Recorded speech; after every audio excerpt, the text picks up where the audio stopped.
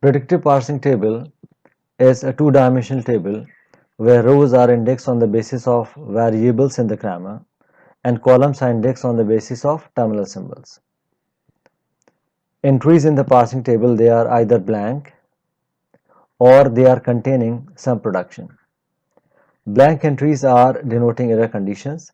For example, this entry is blank and it means that when capital S is on top of the stack and next input symbol is small b, it implies that parser has encountered some error in the input string. On the other hand, if the entry is containing some production, it tells the parser which production to use for expanding a variable. So when capital A is on top of the stack, next input symbol is a small d, this production will be used for expanding the capital A. If there is only one production at any location in the parsing table, there is no ambiguity. There is single choice available to the parser for expanding a variable. Problem arises when I have more than one production at any location in the parsing table. Let's look at this location in the parsing table. It is containing two production. So when capital S is on top of the stack, next input symbol is small a. Parser cannot decide whether to use the first production or to use the second production for expanding the capital S.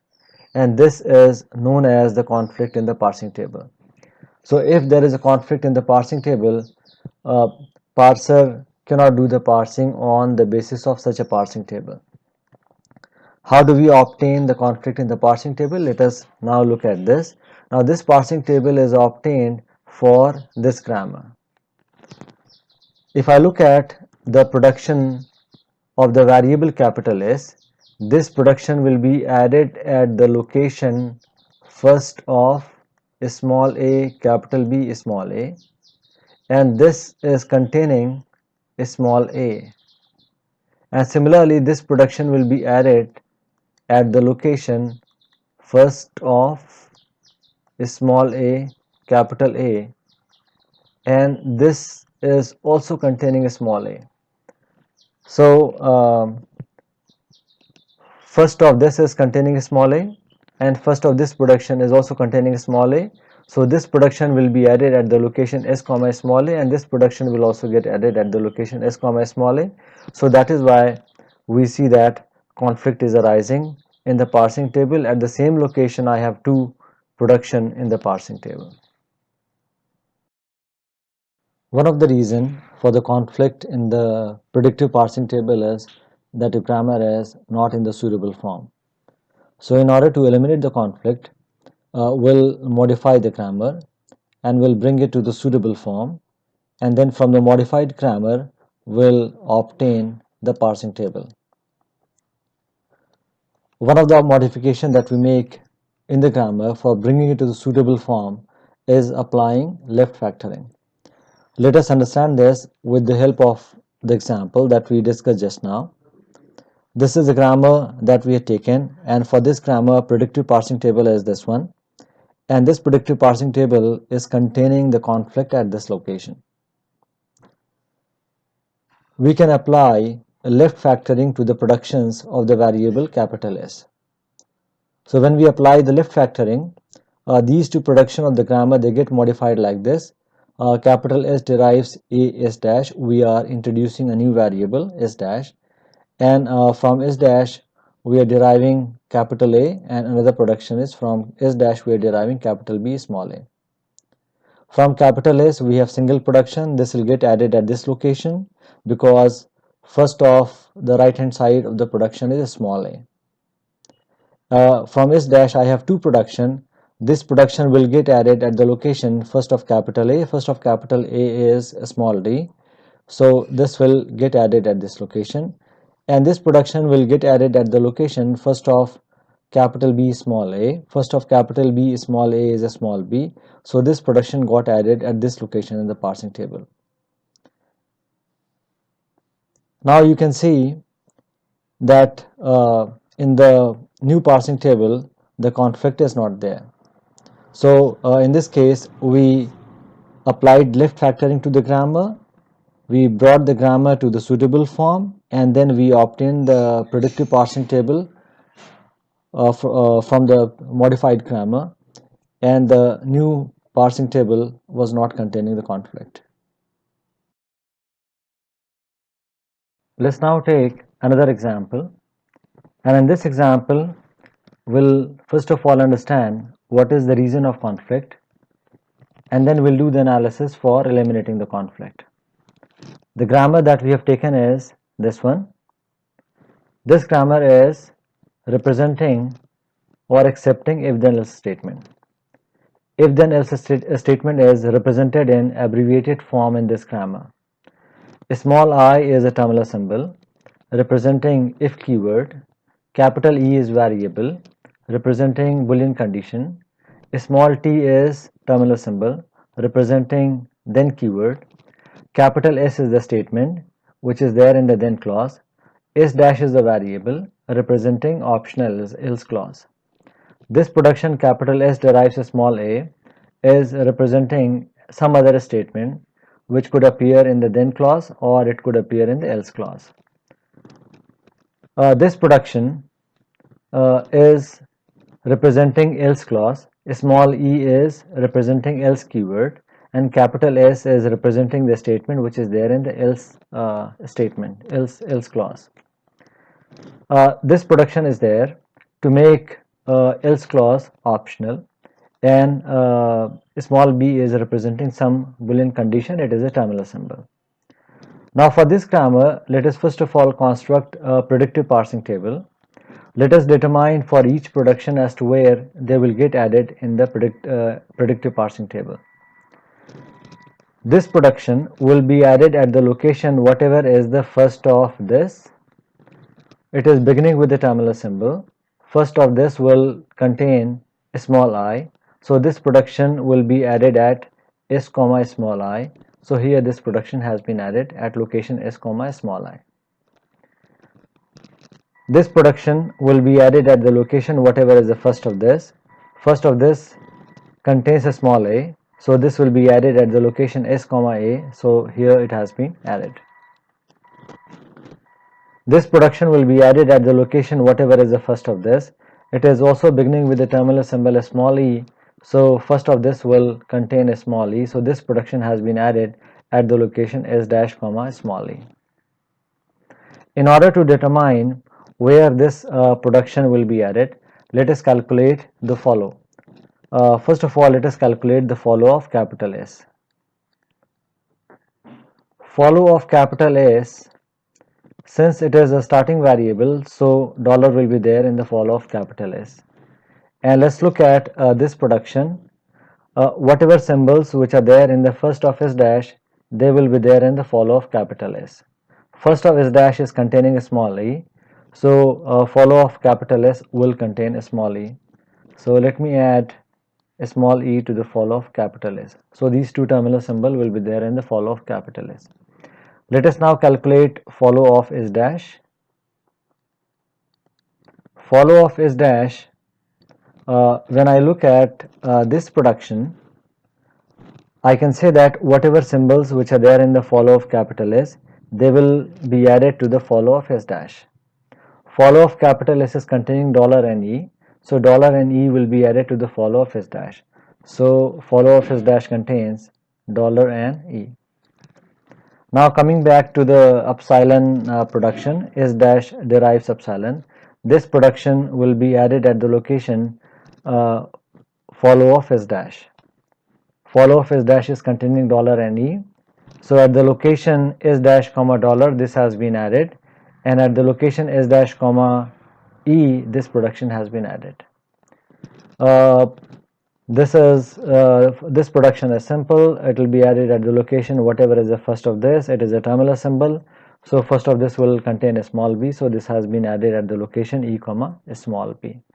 So we have obtained a predictive parsing table for this grammar. Let's now understand as to why is this conflict arising. This conflict is arising because this grammar is ambiguous grammar. If I take this string, I can construct two parse tree for this string. These two parse trees are shown over here. So this grammar is ambiguous grammar, and because of this, this conflict is arising in the predictive parsing table. Let us now analyze the conflict. When is dash is on top of the stack and the next input symbol is else keyword or it is small e, is dash can either be expanded using epsilon or is dash can be expanded using es. When is dash is on top of the stack, it means that I have already processed this much of this production and now S dash has come on top of the stack.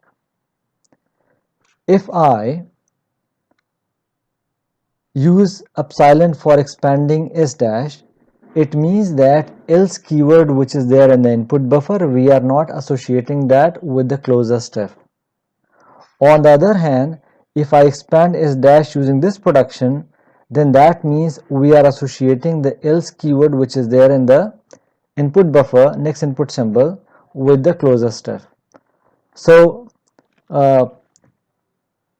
expanding S dash with epsilon will not be correct when S dash is on top of the stack and the next input symbol is small e.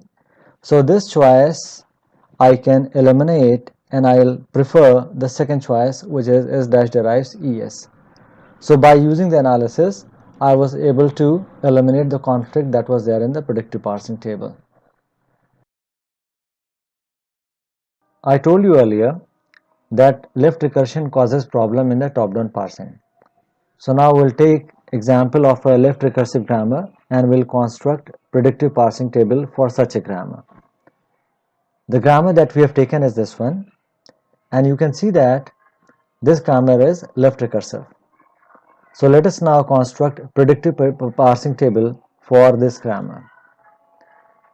Where will I add this production? This production will be added at the location whatever is the first of right hand side of this production, which is L comma identifier.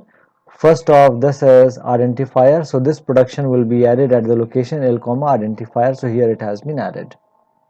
Similarly, this production will also be added at the same location L comma identifier. So now you can see that there is a conflict in the predictive parsing table. And why is this conflict arising? This is arising because first of this as well as the first of this is containing the same terminal symbol. Let me now generalize and let me give you the production capital A derives A alpha and capital A derives beta. I can talk about first of capital A, I can talk about first of A alpha, and I can talk about first of beta.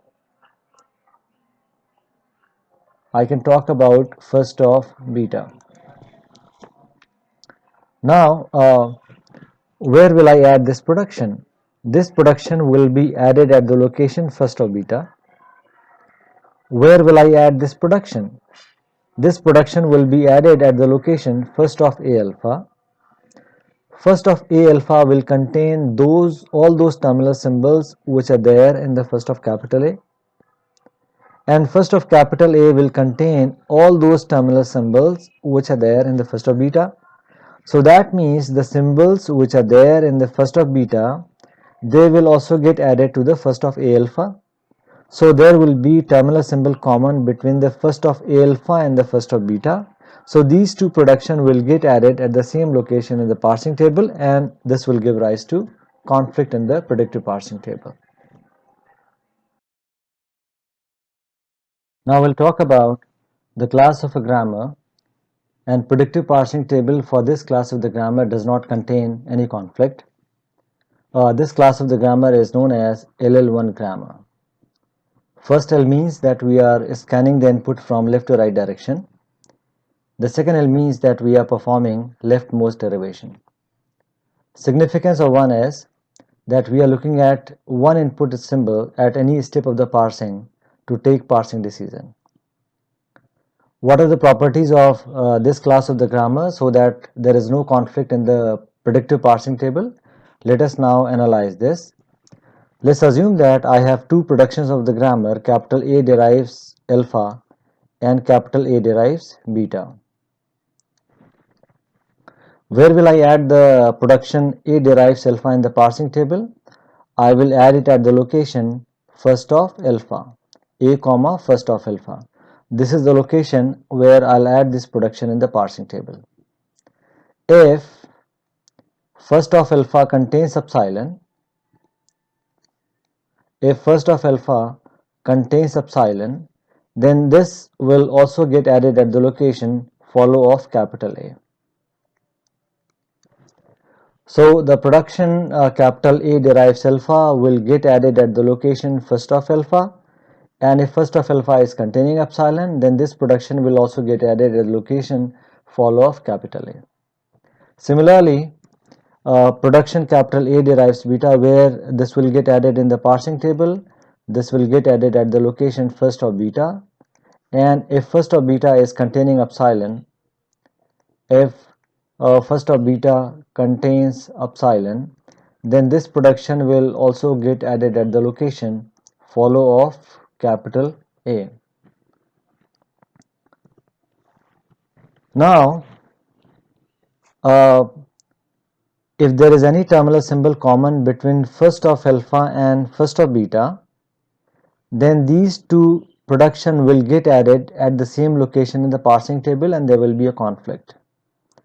So for the no conflict to be there in the predictive parsing table, one condition that has got to be satisfied is that there should not be any terminal symbol common between the first of alpha and first of beta, otherwise they will get added at the same location in the parsing table.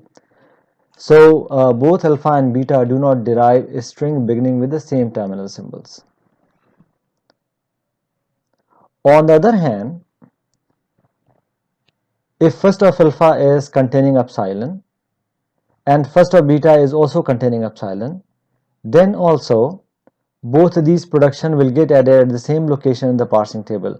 This will get added at the location follow of A, and this will also get added at the location follow of A. So if both of them are deriving epsilon, or first of alpha is containing epsilon and first of beta is containing epsilon, then there will be a conflict in the parsing table. So both of them cannot derive epsilon. So at most one of alpha and beta can derive epsilon. So this is the second condition which has got to be satisfied. If beta is deriving epsilon, then where will I add this production? I will add this production at first of beta, and I will add this production at follow of A. And alpha is not deriving epsilon, so where will I add this production? I will add this production at first of alpha. Then in this case, there should not be any terminal common between first of alpha and the follow of A. So if these three conditions are satisfied, then I'll say that there will not be any conflict in the parsing table, and any grammar which satisfies this property, I say that the grammar is LL1. I'll once again repeat these three properties. First one is there should not be any terminal symbol common between the first of alpha and first of beta. The second is both alpha and beta cannot derive epsilon.